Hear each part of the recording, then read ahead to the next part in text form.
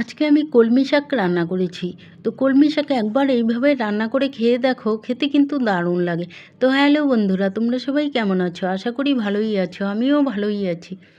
তো প্রথমে আমি শাকগুলোকে কেটে ধুয়ে নিয়েছি, আর দুটো বেগুনকে টুকরো টুকরো করে কেটে নিয়েছি।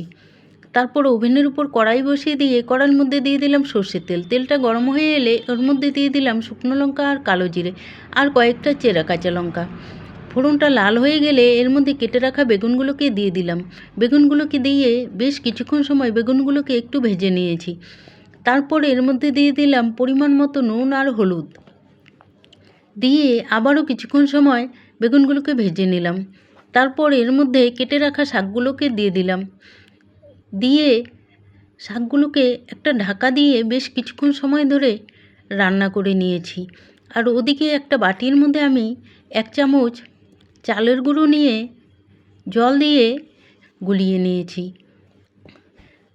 তারপর শাকটা নরম হয়ে এলে, দেখো শাকটা নরম হয়ে গেছে, শাকটা নরম হয়ে এলে এর মধ্যে চালের গুঁড়োটাকে দিয়ে দিলাম, দিয়ে আবারও বেশ কিছুক্ষণ সময় রান্না করে নিলাম।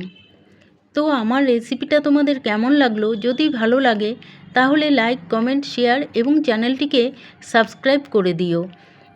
রান্নাটি হয়ে গেলে রান্নাটিকে নামিয়ে নিলাম। তো দেখো দেখতে কত সুন্দর হয়েছে, খেতেও কিন্তু দারুণ হয়েছিল।